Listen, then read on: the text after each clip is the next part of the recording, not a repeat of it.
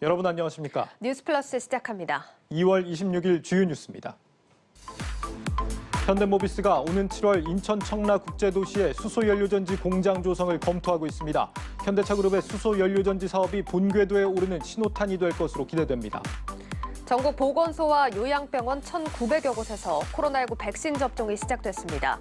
정부는 오는 9월까지 국민 70%가 1차 접종을 마치고 11월까지는 집단 면역을 형성해 코로나19 위기에서 벗어나겠다는 계획입니다. 미국 국채금리가 크게 오르면서 국내 주식시장이 불안한 흐름을 이어가고 있습니다. 당분간 조정 장세가 불가피한 가운데 국내 주요 증권사 리서치 센터장들에게 주가 전망에 대해 들어봤습니다. 현대차의 첫 전용 전기차 아이오닉5가 사전 계약 첫날 2만 3천 대 넘게 팔렸습니다. 내연기관 차량을 포함해 국내 신차 사전 계약 첫날 기록으로는 역대 최다 규모입니다. 첫 소식입니다.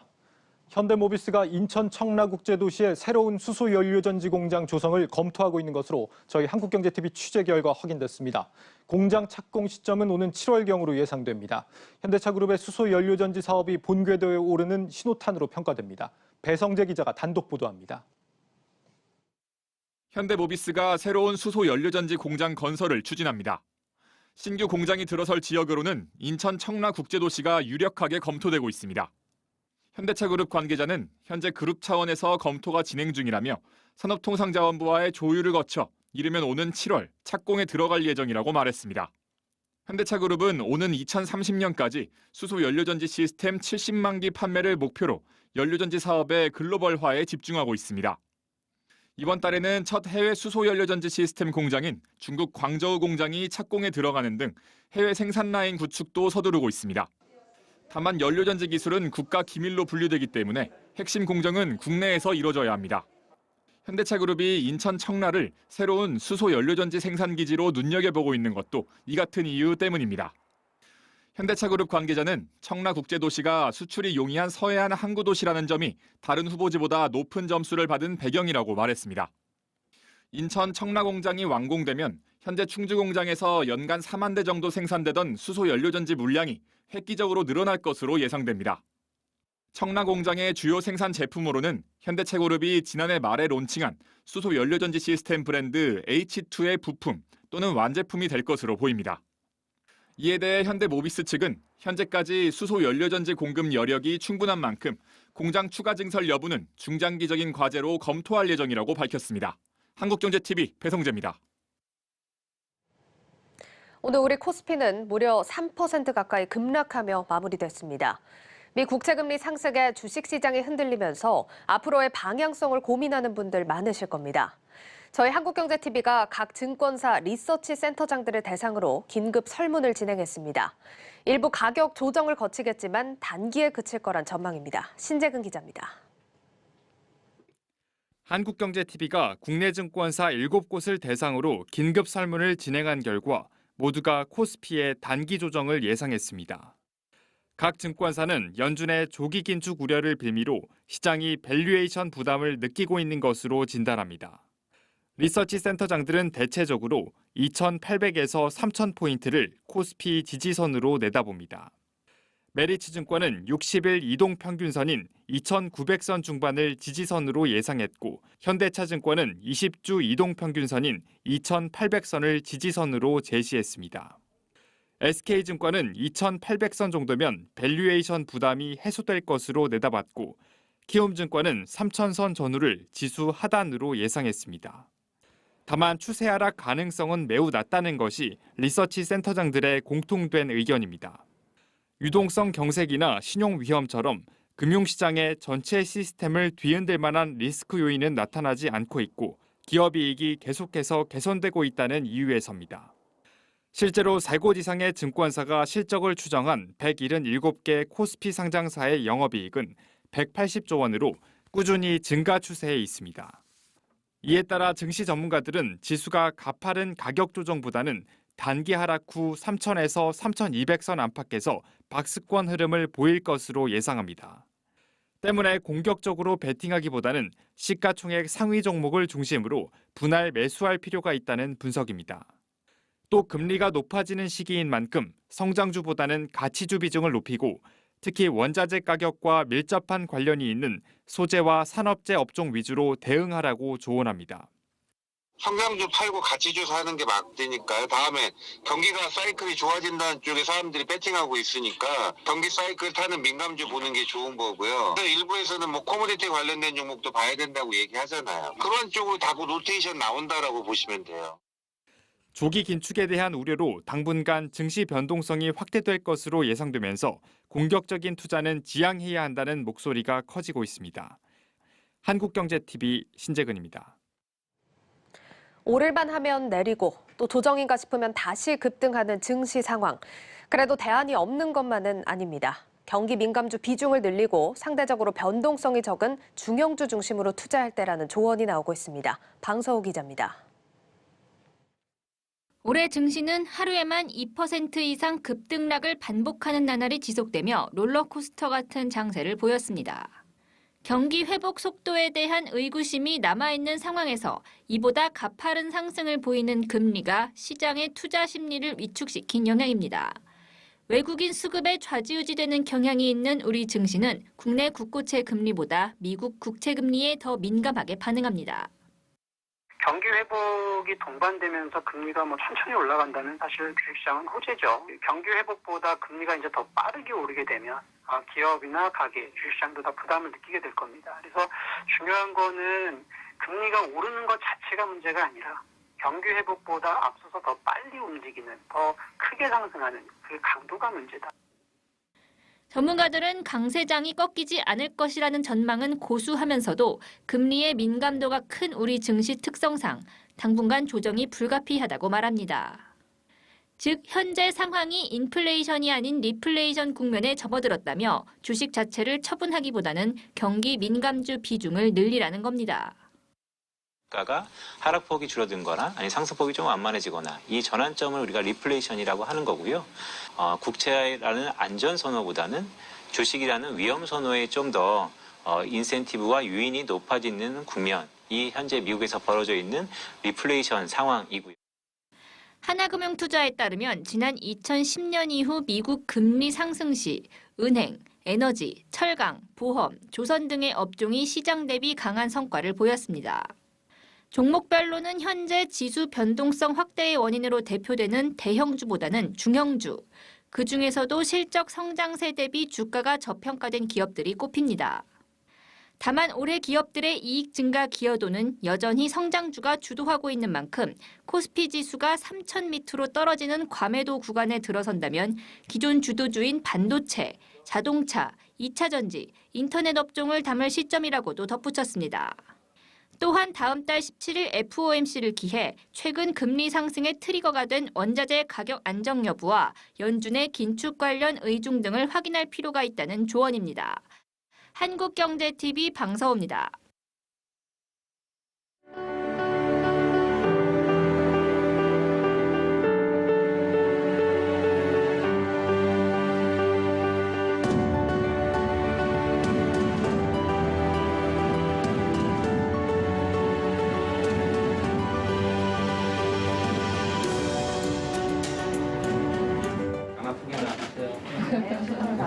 회사 선생님이신데 회사에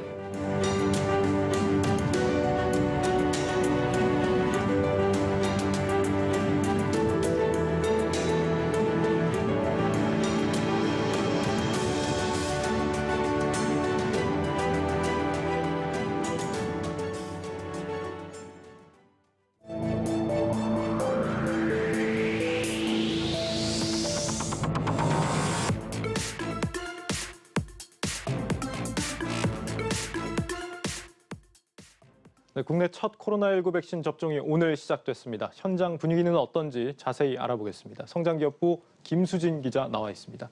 김 기자, 이 접종이 시작된 게 요양병원하고 요양시설 종사자 이렇게가 대상이죠? 네, 맞습니다. 어제인 25일자로 1차로 백신 수송을 시작했고요. 네. 오늘 접종이 요양병원과 보건소에서 시작이 됐습니다.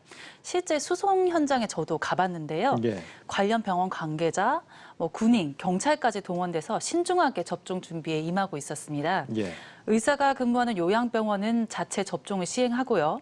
의사가 없는 요양시설은 위탁 의료기관 촉탁 의사나 보건소 방문 접종팀이 방문해서 접종을 하거나 아니면 자기들이 보건소에 가서 접종을 받습니다. 예.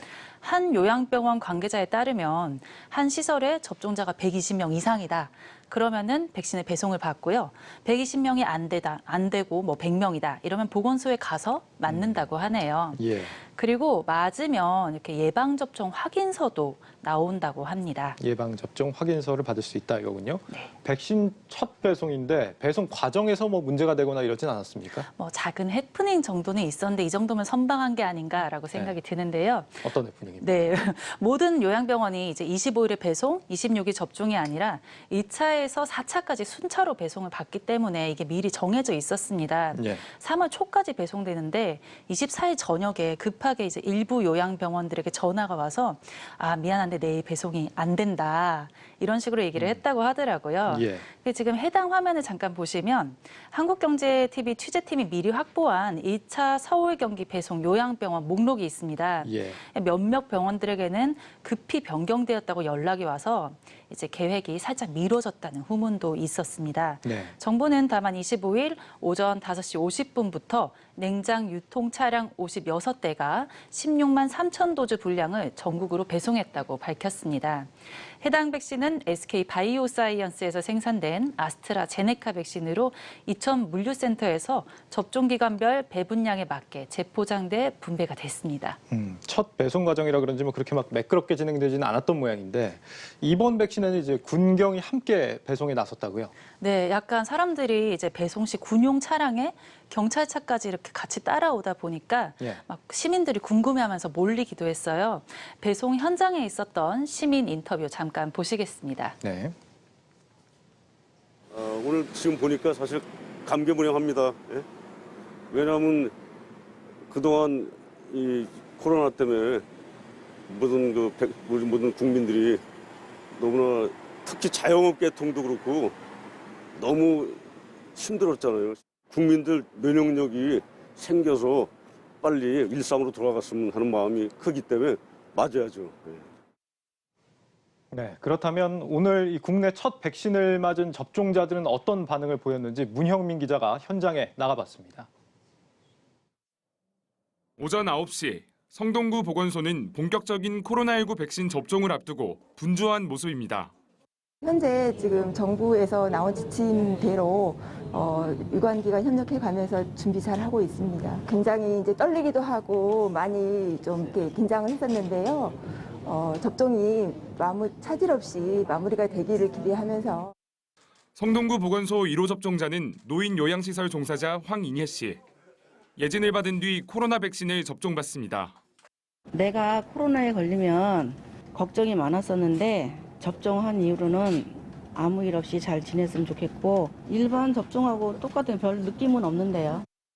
또 다른 접종자인 김복한 씨는 일상으로 돌아갈 수 있다는 기대감과 함께 조금의 우려도 드러냈습니다. 주변에서 여러 말이 있었는데 그래도 맞아야 안전할 것 같아서 그냥 선택을 했거든요. 그냥 다른 거 똑같았어요. 통증도 없었고. 접종자는 백신을 맞은 뒤 이상 반응 관찰을 위해 30분 동안 대기합니다. 이렇게 코로나 백신 접종 첫날인 오늘 만 65세 미만의 전국 213곳 요양시설 입소자와 종사자 5,266명이 보건소 등에서 접종을 받았습니다. 이들이 맞는 백신은 긴급 사용 승인을 통해 공급된 영국 제약사 아스트라제네카의 백신입니다. 안전성과 효과성에 대한 논란이 있었던 만큼 무작정 안심하기에는 이릅니다. 백신 접종 후 이상 반응이 나타나면 관할 보건소에 보상을 신청할 수 있습니다. 또 백신 접종으로 중증 장애를 얻었거나 사망하는 경우 4억 3천여만 원이 지급됩니다. 이에 대해 질병청은 역학조사를 진행해 예방접종에 따른 인과성이 인정되면 보상을 진행한다는 입장입니다. 일상회복의 첫걸음을 내디딘 우리나라. 오는 11월까지 집단면역 달성을 위해 정부와 국민 모두의 노력이 필요한 때입니다. 한국경제TV 문형민입니다. 네, 오늘 시작된 백신 접종에 대한 이야기 김수진 기자와 계속 이어가 보겠습니다. 백신마다 공급 일정이 좀 다르다고 들었습니다. 오늘 이 접종이 시작된 건 아스트라제네카 백신이고 화이자 백신도 뭐 준비가 돼가고 있죠. 어떻게 준비가 되고 있습니까? 네, 오늘 대한항공 화물 여객기로 국내 화이자 백신이 들어왔습니다. 27일인 내일 코로나 환자를 직접 상대하는 의료진의 대상으로 접종을 시작합니다. 예. 중앙예방접종센터에서 이제 국립중앙의료원 종사자와 수도권 코로나19 환자 치료병원 종사자가 예방접종을 받을 예정인데요. 마침 오늘 화이자 백신에 대한 중앙약사심의위원회 결과도 나왔습니다. 예방 효과가 95%로 상당히 높고요. 예. 사용 가능 연령에 주목을 하셔야 됩니다. 16세 이상으로 권고가 나왔습니다. 이렇게 되면 이제 16세에서 17세 청소년에게도 백신 접종에 대한 선택지가 생긴 셈입니다. 그렇군요. 그러니까 먼저 시작된 아스트라제네카 백신은 요양병원으로 갔고 내일 들어오는 화이자 백신은 의료진을 대상으로 맞춘다 이런 얘기인데 이렇게 특별히 나눠진 배경이 있습니까? 사람들이 지금 아스트라제네카 백신에 대한 의심이 있는 상황이라서 왜 의료진에게만 화이자 백신을 주냐 이런 의문들이 있는데요. 네. 사실 이건 백신의 우열 때문이 아닙니다. 아스트라제네카 백신은 안전성이 검증된 상황이고요. 관련해서 정부 입장 영상 보시겠습니다. 네. 모든 백신은 WHO 등의 국제기구와 각국의 의약품 허가 당국에서 안전성과 효과성을 확인한 백신들입니다. 모두 기준을 충족한 백신들이고 백신의 종류에 따라서 우열을 논할 수는 없습니다. 네, 이렇게 방역 당국 말이 맞다는 가정하에 배정이 이렇게 된 이유를 조금 짚어보자면요. 화이자 백신의 특징과 공급 물량을 원인으로 볼 수 있습니다. 화이자 백신은 다들 아시다시피 영하 70도로 보관해야 되거든요. 예. 이때 운송도 드라이 아이스로 감싼 상자로 2도에서 8도 온도를 최대 5일간 유지해야 합니다. 보관 시 영하 70도에서 플러스 마이너스 10도만 넘어가도 이게 변질이 될 수 있는 문제가 있어서 아스트라제네카 백신보다 안정적인 운송이 어렵습니다. 그래서 상대적으로 많이 쪼개서 배송하기보다 소수의 의료기관에 집중하는 게 안전하고요. 오늘 인천국제공항에 도착한 화이자 초도 물량이 58,500만 명분입니다. 그러다 보니까 수가 상대적으로 적은 의료진들에게 배정되는 게 방역당국 입장에서도 편할 것이라고 생각이 돼요. 예. 그래서 초도 물량이 저렇게 배정될 뿐이지 사실은 나중에 의료진들에게도 아스트라제네카 백신이 배정이 됩니다. 그렇군요. 특별히 백신의 효과 때문에 그런 게 아니라 접종의 편의성을 생각한 것이다 이렇게 해석을 해봐야 될 것 같은데 네. 이제 접종이 시작이 됐으니까 좀 어느 정도 집단 면역에 가까워지고 있지 않을까 싶어서 사회적 거리두기도 앞으로 조정 가능성이 있습니까? 어떻게 봐야 됩니까? 네, 사람들이 이제 백신 접종이 시작되면서 많은 기대를 했습니다. 하지만 아쉽게도 당분간은 마스크를 좀 쓰셔야 될 것 같은 게요. 예. 오늘 정부 발표에 따르면 사회적 거리두기와 직계 가족을 제외한 5인 이상 사적 모임 금지가 내달 14일까지 연장됐습니다. 사실상 2주간 현행 거리두기 체제 유지인데요. 네. 아직은 극히 일부에게 접종이 시작된 상황이라 조금만 더 기다리시는 것이 좋겠다고 보입니다. 그렇군요. 이번에 의료진과 요양병원에서 접종이 시작됐고 앞으로 백신 접종 일정이 어떻게 됩니까? 네, 서울시가 이에 대한 자세한 기준을 발표한 바가 있습니다. 크게 3단계로 나눌 수 있는데요. 예. 요양병원 관계자나 코로나 대응 의료진 등 접종은 이번 1단계라고 볼 수 있습니다. 2단계는 4에서 5월 중에 서울시 기준 대상자의 약 30%, 65세 이상 어르신, 노인 재가복지 시설 이용자, 그리고 2단계에서 제외됐던 의료기관 약국 종사자, 장애인, 노숙인 시설 입소자와 종사자가 그 대상입니다. 예, 알겠습니다. 성장기업부 김수진 기자였습니다. 네, 그러면 현재 백신을 맞고 있는 요양병원의 분위기를 한번 들어보겠습니다. 서울 와이즈 재활요양병원 김치원 원장 전화로 연결돼 있습니다. 원장님 안녕하십니까? 네, 안녕하세요. 네, 지금 병원에 접종을 진행하고 계십니까? 상황이 어떻습니까? 저희 병원은 오늘 백신을 받기는 했지만 접종은 시작을 안 했고 3월 2일부터 시작할 예정입니다. 예, 아직 시작을 안 하셨군요. 원장님도 그럼 접종을 받으시게 되는 건지 궁금한데 어떻게 되십니까? 예, 요양병원 종사자들이 전부 대상이고요. 특히 저도 의사기 때문에 당연히 맞고 아무래도 직원들 걱정을 덜어주기 위해서라도 제가 제일 처음 맞는 게 맞을 것 같습니다. 그렇군요. 혹시 접종을 앞두고 이제 병원에 계신 환자분들이나 종사자분들이 좀 우려를 표하고 계시거나 불안해하시거나 이런 분들은 없으신지 궁금한데요. 크게 눈에 띌 정도는 아니지만 아시겠지만 아스트라제네카 백신이 효능이나 또 부작용이라는 면에 있어서 조금 다른 백신보다 아쉬운 점이 있지 않느냐는 생각들은 조금씩 하시는 것 같고요. 예. 근데 그럼에도 불구하고 아무래도 이게 저희들 본인보다는 저희와 함께 계시는 환자분들을 보호하는 게 워낙 중요하다 보니까 다들 잘 받아들이시는 것 같습니다. 그렇군요. 이 요양병원에는 아무래도 고령자나 기저질환이 있는 분들이 좀 많이 계실 것 같은데 부작용에 대한 고민도 있으실 것 같습니다. 특별히 이런 부분에 대해서 병원 측에서 좀 대비하고 계시거나 이런 게 있습니까?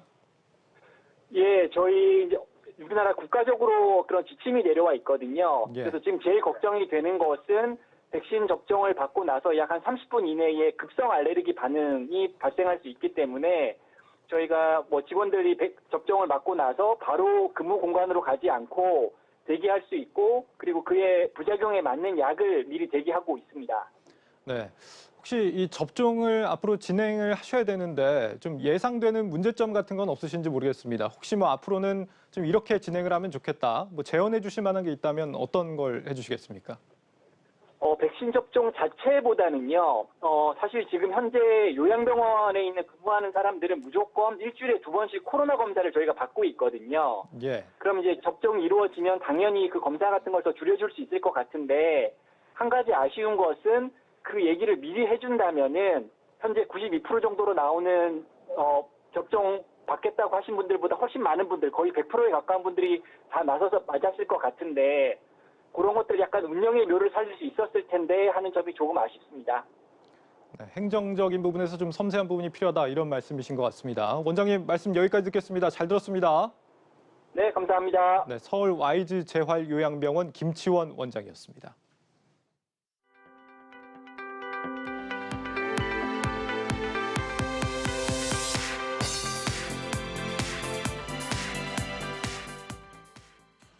현대차의 첫 전용 전기차 아이오닉5의 사전 계약 첫날 판매량이 23,760대를 기록했습니다. 이는 내연기관 차량을 포함해 국내 신차 사전 계약 첫날 기록으로는 역대 최다 규모입니다. 아이오닉5는 다음 달부터 울산 공장에서 생산에 들어갈 예정으로 유럽을 시작으로 우리나라와 미국에 차례로 출시될 예정입니다. 현대차는 올해 아이오닉5 판매 목표로 국내에서 26,500대, 세계 시장에서는 7만 대를 내걸었습니다. 올해 2분기 클라우드 업체들이 쓰는 서버 D램 가격이 10에서 15% 오를 거란 전망이 나왔습니다. 대만의 시장 조사 업체 트랜스포스는 보고서를 통해 통상 2분기에는 서버 출하량이 증가세를 보이면서 수요가 급증한다며 이같이 예상했습니다. 이어 지난해 말 D램 가격이 바닥을 찍은 뒤 서버 업체들이 재고도 안정세를 보이고 있다며 2분기 서버 D램 계약 가격이 1분기 대비 10에서 15% 오르고 일부 거래는 최대 20%까지 상승할 것으로 내다봤습니다. 허창수 GS그룹 명예회장이 전국경제인연합회 38대 회장에 취임했습니다. 전경련은 서울 여의도 전경련회관 컨퍼런스 센터에서 정기총회를 열고 허창수 현 회장의 연임 안건을 의결했습니다. 이로써 허 회장은 2011년부터 6회 연속 12년 동안 전경련을 이끌게 되면서 과거 10년 동안 전경련을 이끌었던 정주영 현대그룹 명예회장을 넘어선 최장수 회장이 됐습니다. 허 회장은 불합리한 규제와 애로를 겪는 기업들의 목소리를 한데 모아 국회에 건의하는 등 임기 동안 기업가 정신 르네상스를 구현하겠다며 재창립의 마음으로 모든 것을 쇄신해 나가겠다고 다짐했습니다.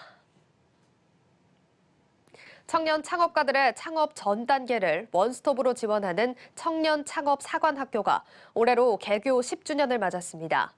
중소벤처기업부와 중소벤처기업진흥공단은 인터컨티넨탈 서울 코엑스에서 청년 창업사관학교 10주년 기념식과 10기 졸업식을 개최했습니다.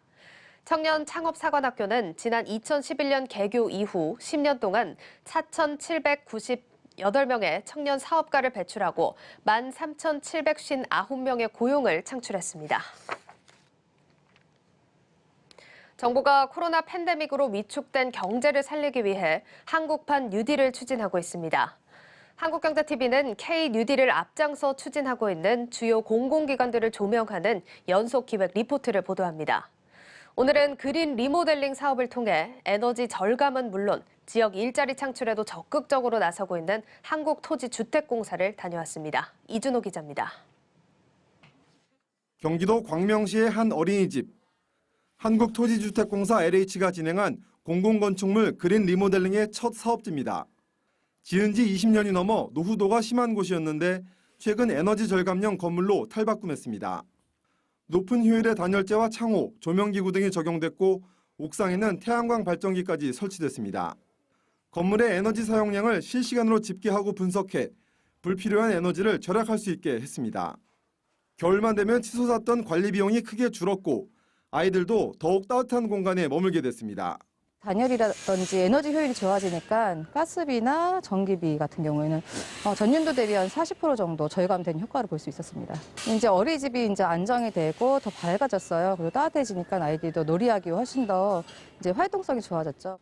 LH는 올해 전국에서 15년 이상 된 어린이집과 보건소, 의료시설 등 1000여 곳에 그린 리모델링 설계와 공사를 완료할 계획입니다. 경기도 성남시의 한 영구임대 아파트 단지.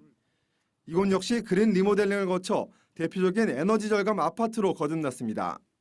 신축 아파트에 비해 난방 효율이 40% 이상 떨어졌지만 이제는 한겨울 추위도 이겨낼 수 있게 된 겁니다. 이거 이중창 하기 전에는 보통 한 26도, 27도까지 이렇게 틀었어야 돼요. 추우니까, 외풍이 너무 세니까. 그린 리모델링 사업을 통해 목돈이 없어도 공사를 진행할 수 있어 비용 부담이 크게 줄었습니다. 50만 원 정도만 내셔도 저희가 1000만 원 넘어가는 공사를 그냥 승인만 받고 공사를 먼저 해드립니다. 최장 5년 동안, 60개월 동안 그린 리모델링을 통해서 이제 상환하시고 납입하시면 되는데 한 10에서 12년 정도 생활하시고 이제 에너지를 절감하시면은 원금이 회수가 될 정도로 그렇게 설계가 되어 있는 제도입니다. LH는 앞으로 2년간 1조 2천억 원을 투입해 노후 공공임대주택 4만 5천 가구를 대상으로 그린 리모델링 사업을 추진할 계획입니다. 한국판 뉴딜의 10대 대표 사업 가운데 하나로 꼽히는 그린 리모델링은 공공과 민간을 넘나들며 널리 활용되고 있습니다. 에너지 절감을 통한 온실가스 감축은 물론 저소득층의 에너지 불평등도 해소하는 효과를 거두고 있는 겁니다. 사업에 필요한 설계와 시공 가이드라인 등 기술 지원까지 사업 전 과정의 총괄 관리자로서 역할을 수행하고 있습니다. 사업이 전국적으로 이뤄지다 보니까 코로나로 인해서 침체된 지역에 일자리를 제공함으로써 경제 회복에 이바지할 것으로 기대하고 있습니다. 그린 리모델링 사업을 통해 에너지 효율 관련 신산업을 육성하고 관련 일자리도 창출하겠다는 LH의 행보가 주목됩니다. 한국경제TV 이준호입니다.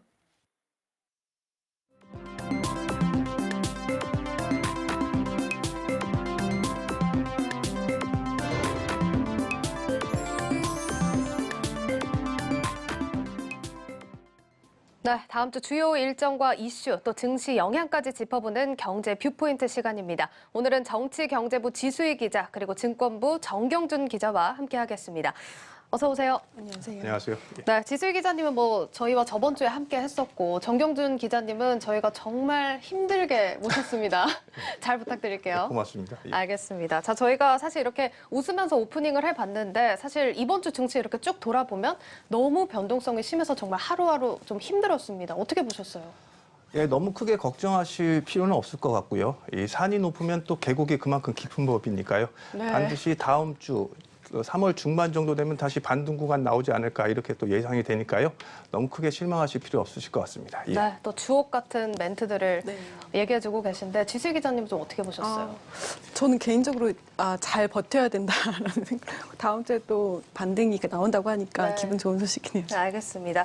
자, 그래서 또 다음 주 일정이 더 중요한 상황일 것 같은데 본론으로 들어가 보겠습니다. 자, 먼저 첫 번째 소식 추경과 관련된 얘기인데 틀이 잡혀갑니다.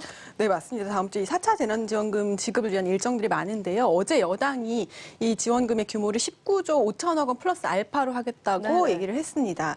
이번 주말까지 정부와 협의를 좀 거쳐서 이 규모를 확정을 하고요. 그리고 다음 달 2일 국무회의에서 의결이 되고 4일에는 국회에 제출되고 5일부터 국회에서 심사가 될 예정입니다. 맞습니다. 19조 5천억 원의 플러스 알파다. 이게 이제 저희가 어제도 전해드린 얘기인데 사실 이게 딱 가늠도 안 될 만큼 사상 최대 규모입니다. 정부에서는 지금 계속 반대 반대를 하고 있는 상황 아닙니까? 맞습니다. 정부는 상한선으로 12조 원을 제시를 했는데 그때마다 민주당이 두텁고 넓게 지원하겠다라고 강조를 해왔는데요. 네. 이 당의 계획대로 된다면 이번 추경의 규모는 지난해 전 국민에게 지급됐던 14조 3천억 원보다 많은 수치고요. 또 선별 지원했던 3차 재난금의 2배 이상이 될 예정입니다. 정부와 당이 주장하는 그 중간쯤 어디서 결정이 될 것으로 보이는데요. 네. 아무래도 당이 밀어붙이면 당의 계획에 더 가까운 숫자가 나오지 않을까 예상하고 있습니다. 알겠습니다. 지금 뭐 의미는 알겠지만 사실 국가 부채 증가에 대한 우려가 계속해서 나오는 상황인데 지금 얘기해 주신 액수가 그러면 적자 국채를 통해서 다 발행이 되는 겁니까? 네, 20조 원 가운데서 이미 정부가 예산으로 짜놓은 것들을 지출 구조 조정을 통해서 일부 재원이 마련될 것으로 보이기 때문에 실제 추경은 이보다는 좀 작을 것으로 보입니다. 민주당의 계획대로라면 15조 원 안쪽이 될 전망인데요. 적자 국채가 15조 원이 추가된다면 올해 우리나라 국가 채무는 971조 원까지 늘어나게 되고 내년에는 국가 채무 비율이 50%를 넘어설 전망입니다. 국가 채무 비중이 지금 절반을 넘어간다는 건데 우려가 되는 사안입니다. 사실 이게 또 특히 지금 시장 상황에서는 부담이 될 수도 있을 것 같은데 국내 증시가 지금 아까도 저희가 얘기를 나눠봤지만 이렇게 힘든 상황인데 괜찮겠습니까?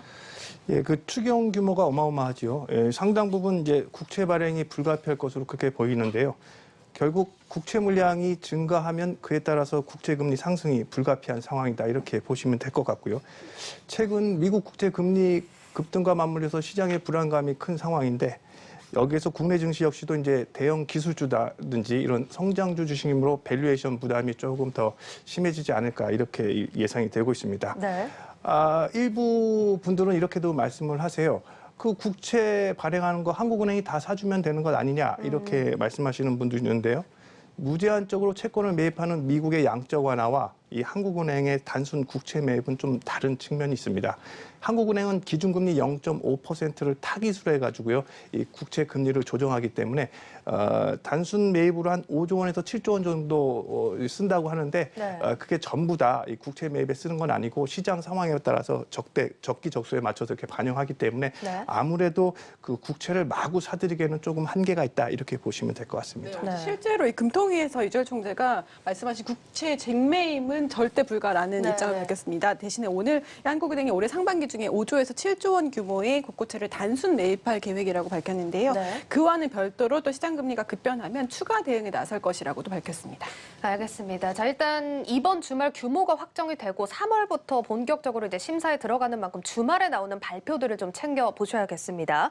자, 두 번째 소식으로 좀 넘어가 볼 텐데 이번에는 국민소득과 관련한 내용입니다. 네, 다음 주 4일에 한국은행에서 지난해 우리나라 국민소득에 대해서 발표를 하는데요. 먼저 올해 대통령 신년사에서 관련 내용이 언급이 됐습니다. 먼저 화면을 통해서 들어보시겠습니다. 우리 경제는 지난해 OECD 국가 중 최고의 성장률로 GDP 규모 세계 10위권 안으로 진입할 전망이며 1인당 국민소득 또한 사상 처음으로 G7 국가를 넘어설 것으로 예측됩니다. G7 국가를 넘어설 것으로 예측이 된다. 이렇게 얘기를 하니까 뭐 선진국 반열에 벌써 오른 것 같네요. 네, 그렇습니다. 지난해 우리나라 1인당 국민소득은 3만 1,000달러 중반대로 추정이 되는데요. 네. 사실 3만 달러로 넘어선 것은 지난 2017년이기 때문에 2년 정도 하락한 것이긴 합니다. 네. 지난해의 경우에 특히나 이 코로나 때문에 실질 성장률이 마이너스 1%까지 떨어졌고요. 또 원달러 환율이 상승한 것도 영향을 미쳤습니다. 하지만 우리나라가 지난해 방역을 잘해서 경제 활동을 계속 이어왔기 때문에 여타 코로나 대처를 못한 유럽보다 성장률이 좋아져서 이 같은 결과가 나오게 된 겁니다.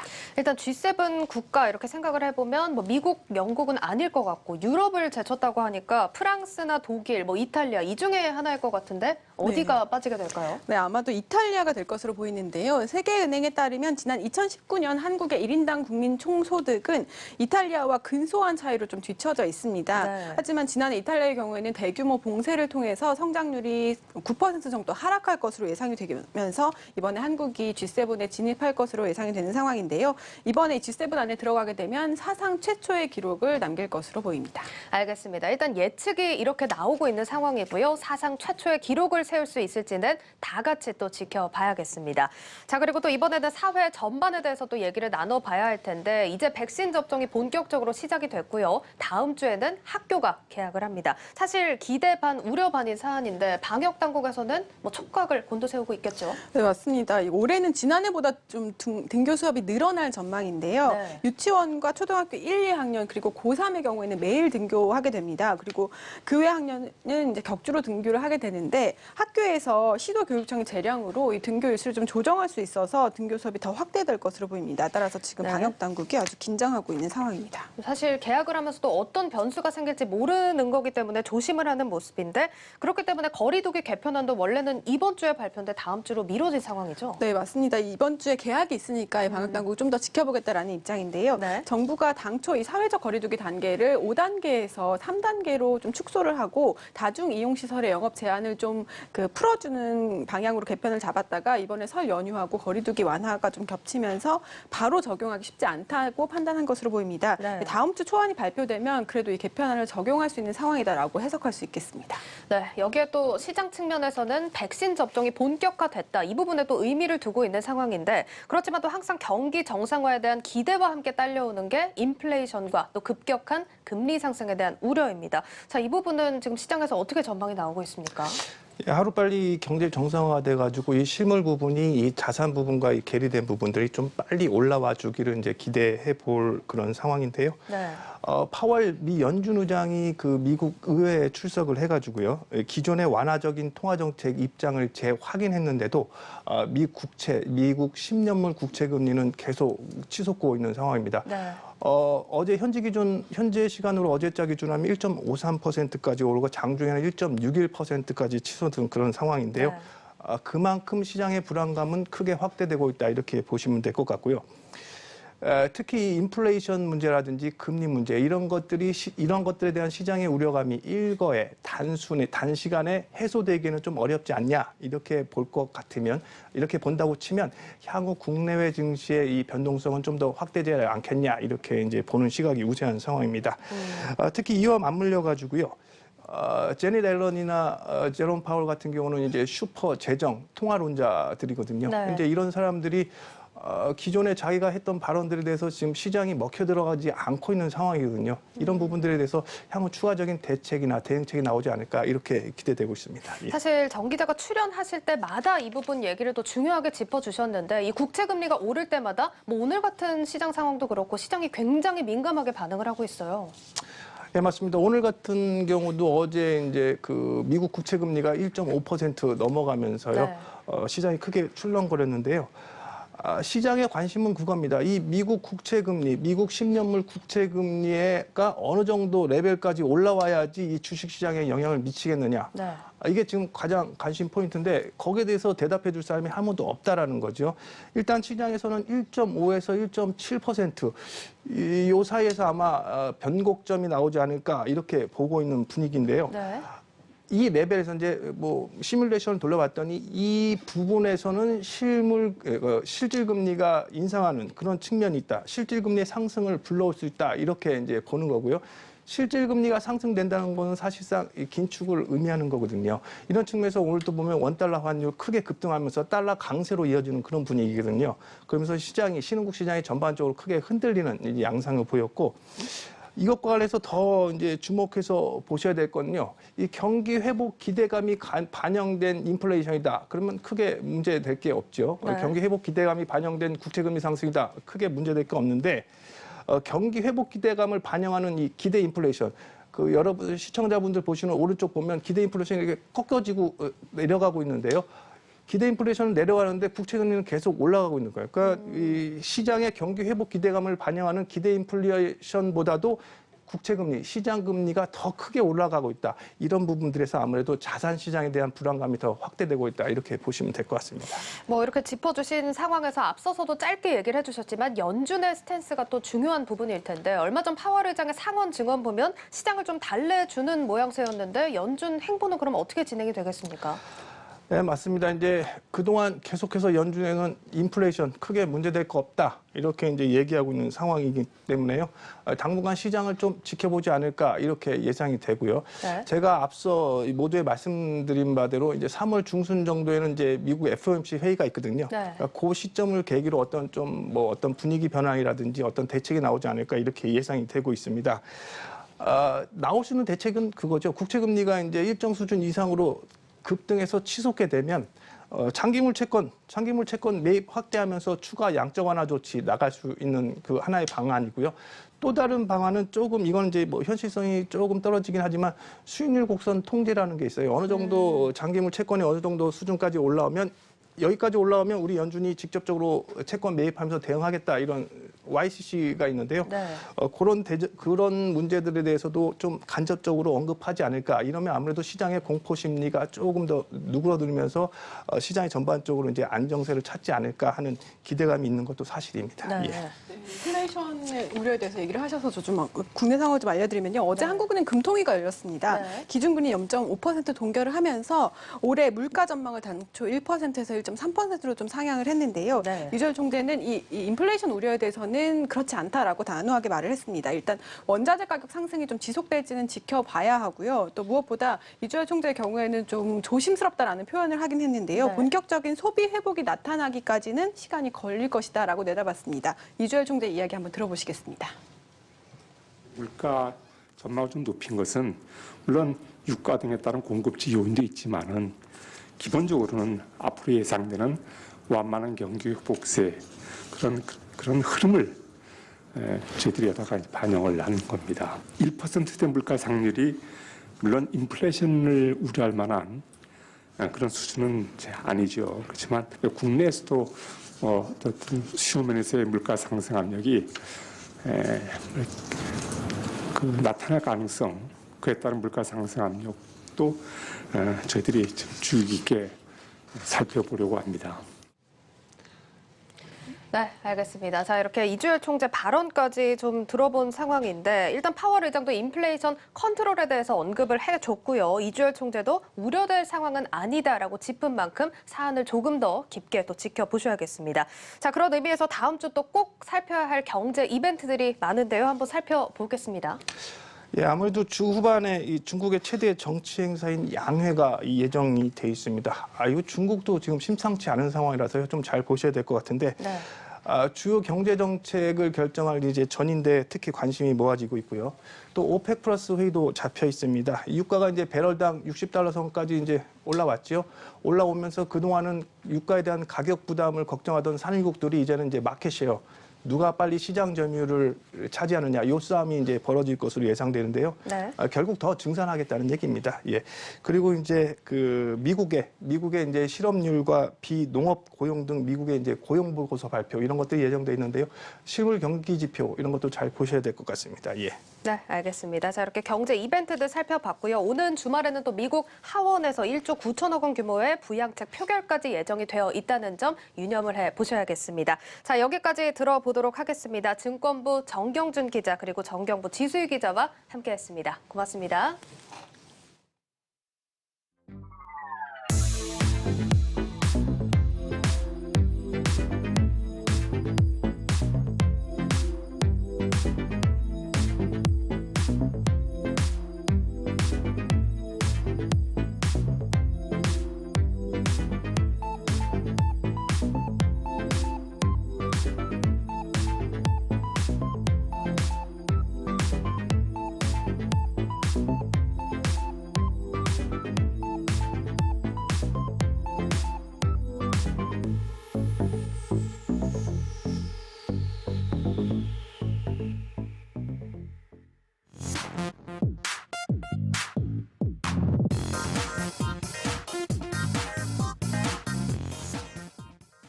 네, 한 주 동안 눈여겨볼 만한 CEO 소식들 짚어보는 CEO 톡톡 시간입니다. 오늘도 김보미 기자와 함께하겠습니다. 김 기자, 이번 주에 다뤄볼 CEO 어떻게 됩니까?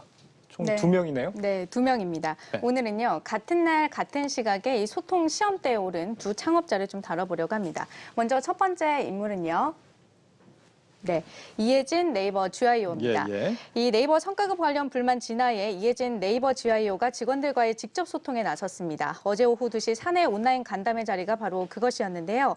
앞서 네이버 직원들은 네이버가 지난해 역대 최고의 실적을 올렸지만 이 성과급은 예년과 비슷한 수준에 그쳤다면서 성과급 추가 지급과 산정 기준 공개를 요구한 바 있습니다. 참고로 동종 IT업계 현재 분위기를 보면요. 이 넥슨과 넷마블 등에서는 인재를 빼앗기지 않겠다면서 오히려 최근 최저임금 연봉 일괄 인상과 또 파격적인 성과급 지급을 단행하고 있습니다. 요즘 뭐 성과급에 대한 불만이 곳곳에서 많이 나오는 것 같은데 지난번에 뭐 SK 하이닉스 같은 경우도 성과급 불만이 있어서 최태원 회장이 자신의 연봉을 뭐 반납하겠다 했지만 오히려 진화가 안 됐습니다. 네, 그렇죠. 이해진 창업자도 리더십이 시험대에 오른 셈이네요.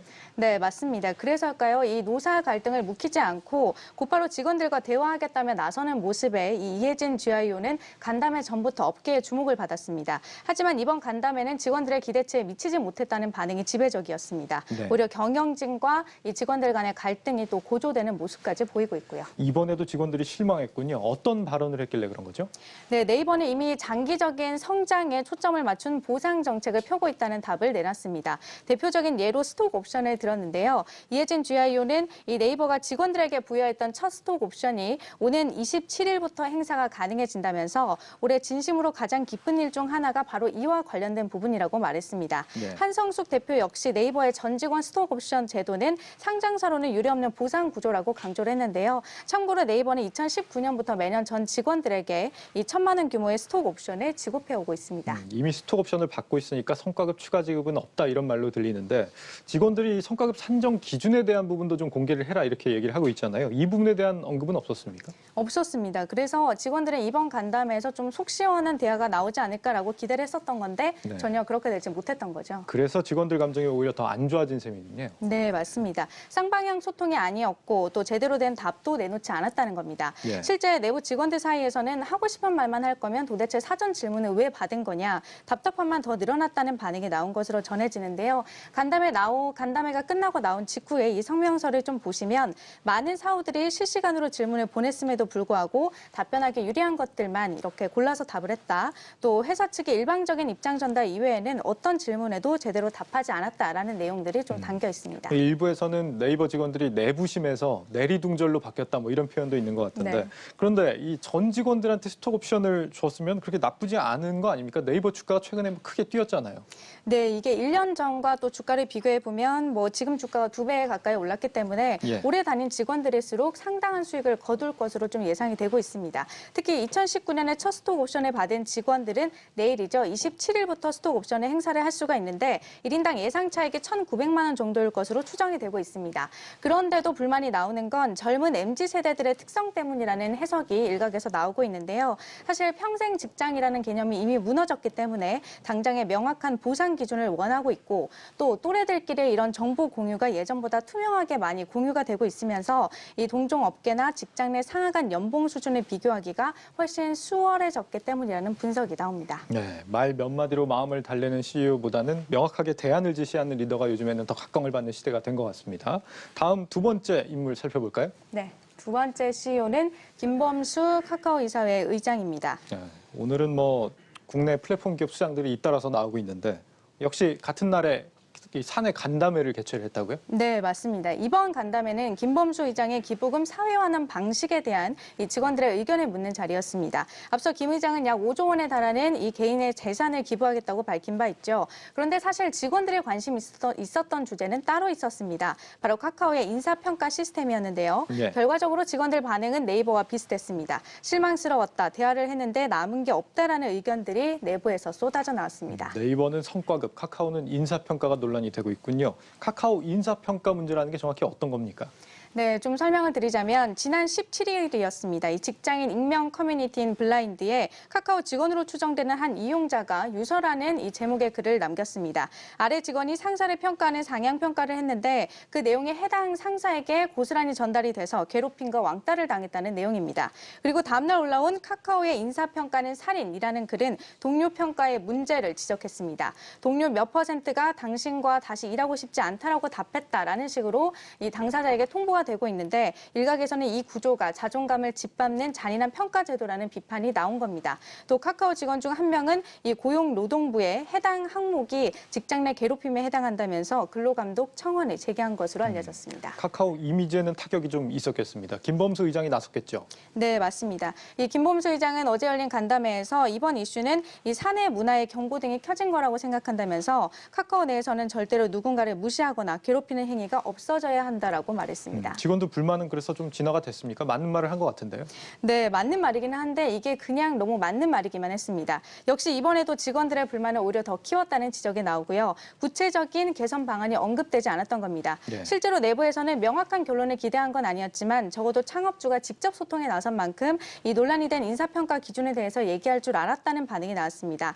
이 블라인드에서도 김 의장의 발언을 놓고서 이 자조 섞인 비판이 나왔는데요. 김 의장은 간담회에서 고충을 외부에 알리는 게 아니라 내 동료, 내 CEO에게 얘기할 수 있는 환경에 대해야 한다라고 말했는데 이를 놓고서 내부에서 도와주지 않아서 외부에 도움을 요청한 건데 무슨 소리냐, 아예 밖에 알리지 말라는 소리냐라는 글들이 올라오면서 많은 공감을 받았던 상황입니다. 여기에 또 간담회에서 많은 질문들이 다뤄지지 못했던 점도 아쉬운 점으로 꼽혔는데요. 카카오는 간담회 전에 질문들을 미리 받아서 60개를 선정을 했고 추가 질문들을 온라인상에서 자유롭게 할 수 있다고 했는데 실제 간담회에서는 물론 질문 자체는 자유롭게 할 수 있었지만 사전에 선정해 놓은 60개 질문조차도 다 소화가 되지 못한 것으로 전해졌습니다. 네, 두 리더들 모두 시장 변화만 빠르게 캐치할 게 아니라 좀 직원들의 달라진 정서도 빠르게 익혀야 되지 않을까 이런 생각이 들었습니다. 네, CEO 톡톡 김보미 기자와 함께했습니다. 잘 들었습니다. 네.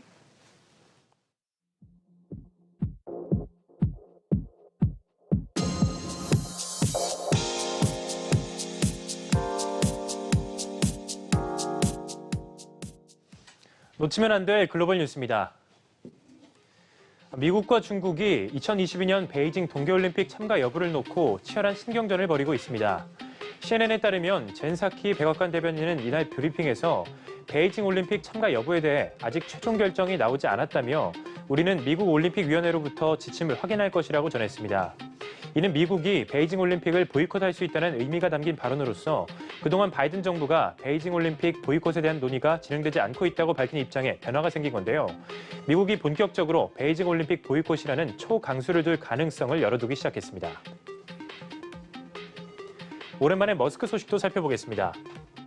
울상을 짓고 있는데요. 테슬라가 캘리포니아주의 모델3 생산 라인 가동을 2주 동안 중단하기로 했습니다.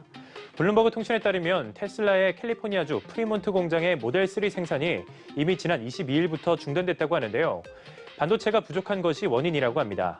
일각에서는 모델3 수요에 비해 재고가 너무 많다는 분석도 나오고 있는데요. 소식통에 따르면 지난해 4분기를 기준으로 테슬라는 재고 과잉 상태였다면서 테슬라의 생산 능력에 문제가 발생했다기보다는 수요가 기대치에 못 미친 것으로 보인다는 분석을 내놓기도 했습니다. 지금까지 글로벌 뉴스 박찬희였습니다.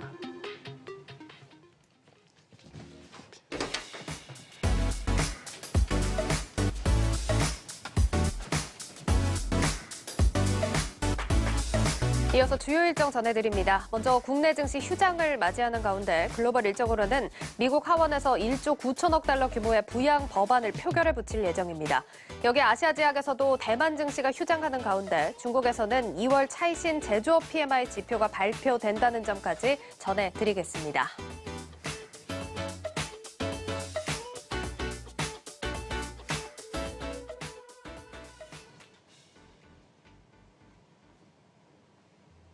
잠도 오지 않는 밤에 두 눈을 감고 잠을 정해도 비 오는 소리만 저량해 비 오는 소리에 네, 1989년 이승철 씨의 1집 수록곡입니다. 몽환적인 느낌의 감성을 살려서 비 오는 날 생각나는 대표적인 곡이 됐죠. 네, 비 오는 날 생각나는 명곡이기도 하지만 저는 요즘처럼 특히 잠 못 이루는 밤이 많아진 이때 이 시청자분들을 위로하는 곡으로도 소개하고 싶습니다. 그렇습니다. 예고 없이 들이닥친 코로나 때문에 지난해 불면증 앓고 계신 분들이 급증했다고 하는데요. 우리나라도 오늘부터 백신 접종이 시작이 됐죠. 네, 이 시린 가슴 앓고 버텨야 했던 자영업자분들 그리고 코로나 최전선에서 사투를 벌여온 우리 의료진 여러분 그동안 정말 고생 많으셨습니다. 백신이 코로나 전쟁을 종식시킬 것이란 기대는 아직 좀 섣부르긴 합니다만 희망의 첫 발을 뗀 오늘만큼은 이 떠나간 일상 그리워 안고 좋은 밤 되셨으면 합니다. 내일부터 3일간 휴일이 이어지는데요. 모두 좋은 시간 되시길 바랍니다. 저희는 다음 주 화요일 다시 찾아뵙겠습니다. 시청해주신 여러분 감사합니다. 문득